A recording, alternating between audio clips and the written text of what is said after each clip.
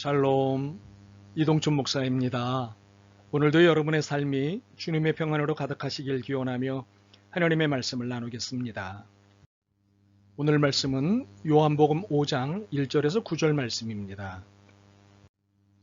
그 후에 유대인의 명절이 되어 예수께서 예루살렘에 올라가시니라.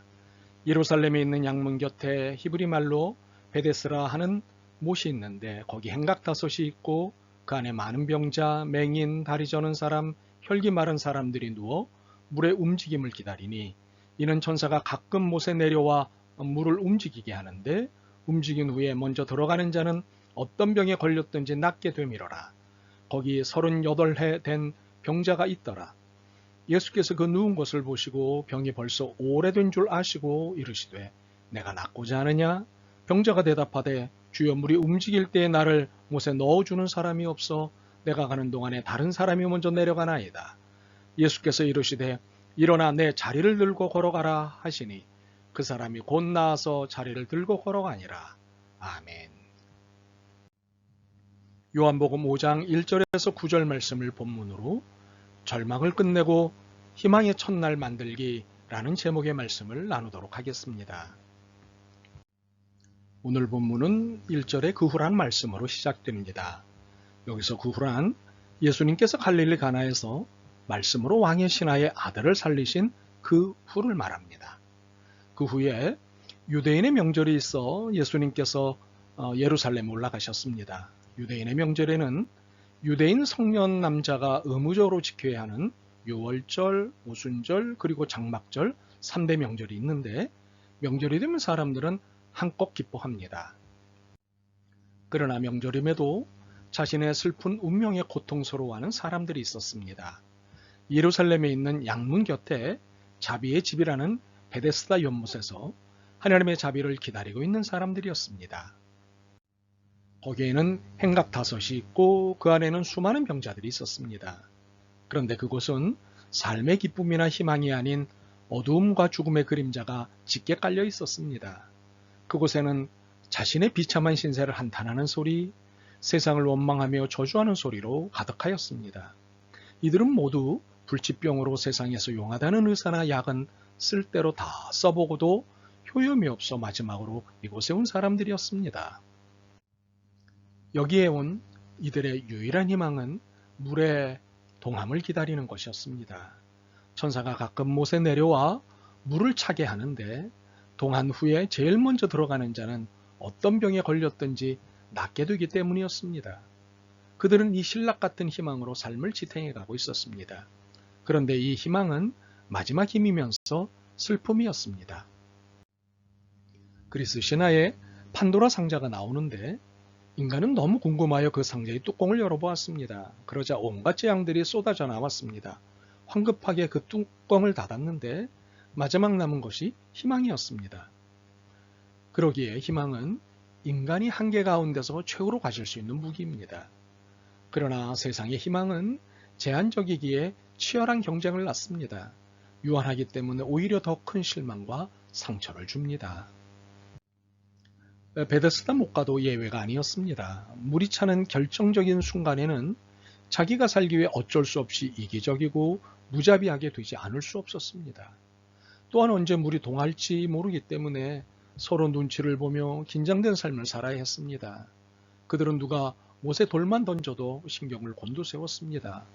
봄날 개구리 한 마리가 뛰어들어도 물이 동한 줄 알고 여기저기서 다이빙을 하였습니다. 그들은 모두 물에 빠진 생쥐처럼 비참한 심정을 느끼며 나와야 했습니다.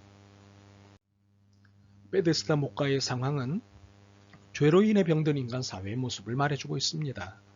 세상은 보이지 않는 경쟁의식으로 인해 점차 이기적이 되어가고 패배의식으로 무기력하게 되어가고 있습니다. 서로에 대한 깊은 불신의 골이 패이고 증오의 불이 타오르고 있습니다. 이런 가운데 개개인은 소외감과 함께 육체와 영혼이 깊이 병들어가고 있습니다.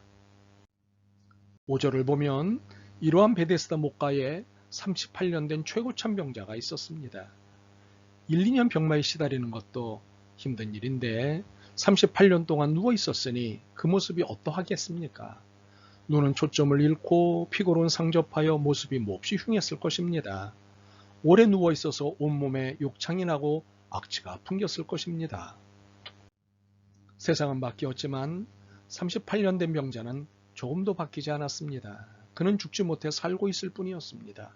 그는 육체만이 아니라 내면도 깊이 병들어 있었습니다.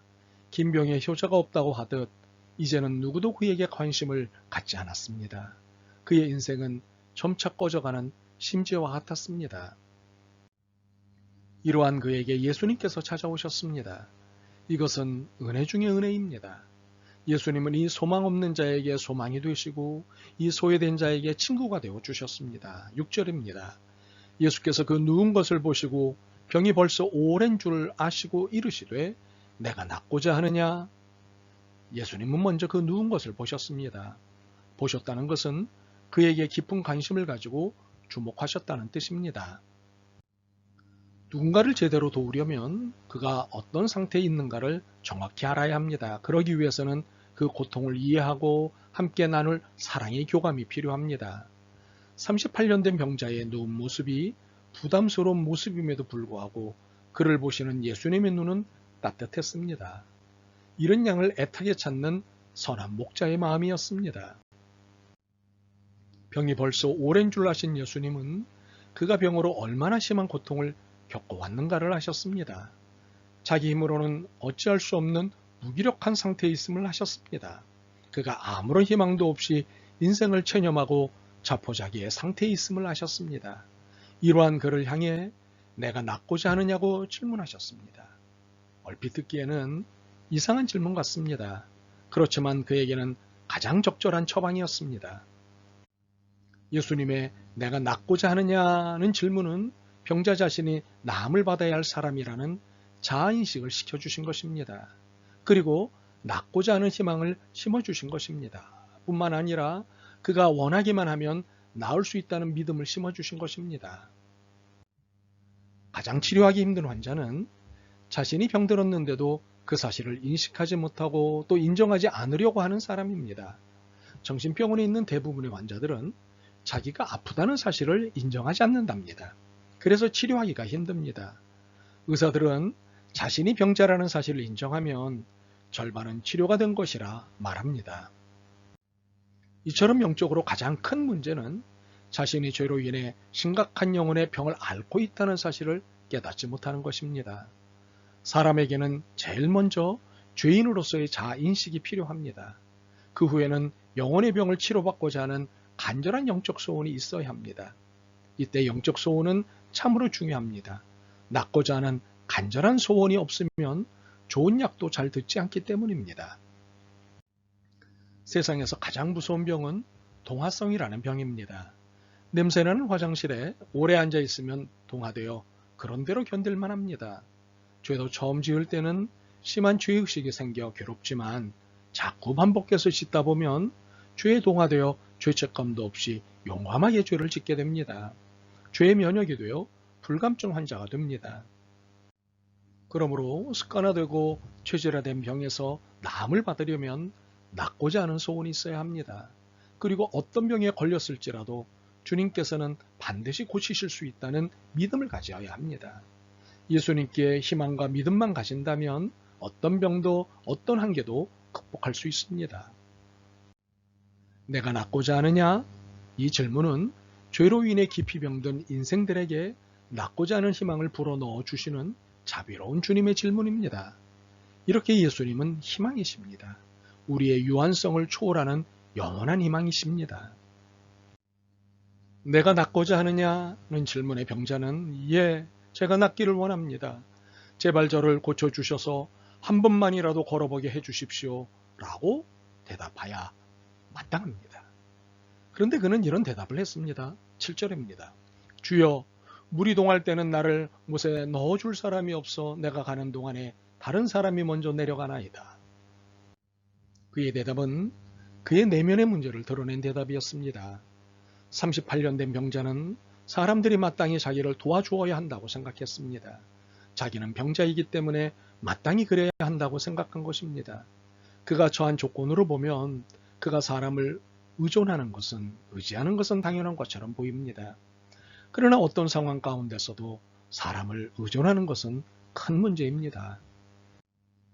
사람은 본래 자립적인 존재로 지음받았습니다.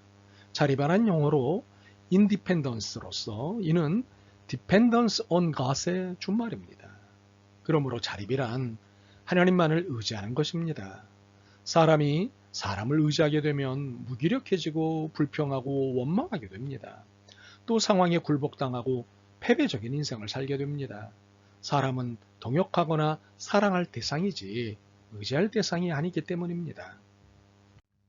그러므로 하나님을 의지하게 되면 자립적이고 능력 있는 인생을 살게 됩니다.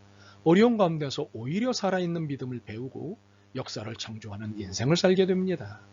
사람을 병들게 하는 것은 신체 조건이나 환경이 아니라 의존심입니다.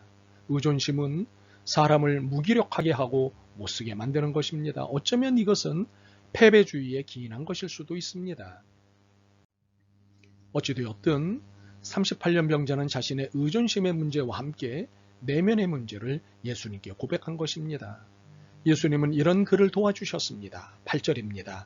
일어나 내 자리를 들고 걸어가라. 예수님은 그의 손을 잡아 일으키지 않으셨습니다. 주님의 말씀에 의지해 자기 침상을 들고 스스로 걸어가기를 원하셨습니다.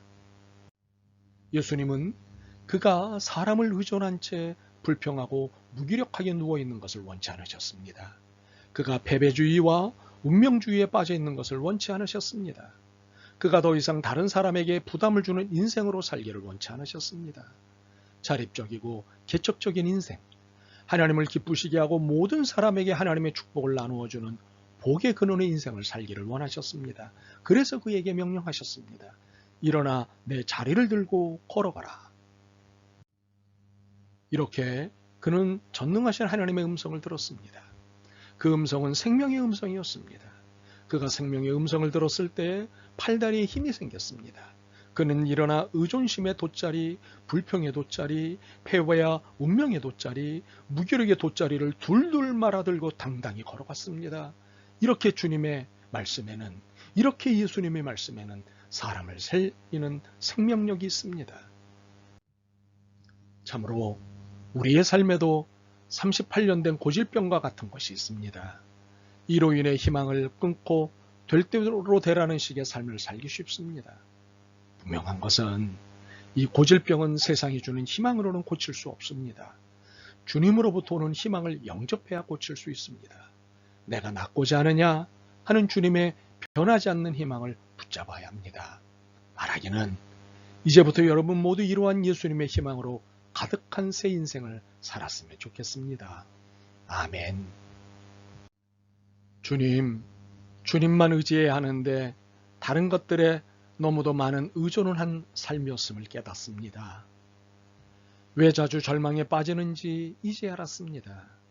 희망의 근원이시자 전부이신 주님만 희망하게 도와주옵소서. 오직 주님으로만 희망 삼게 하옵소서.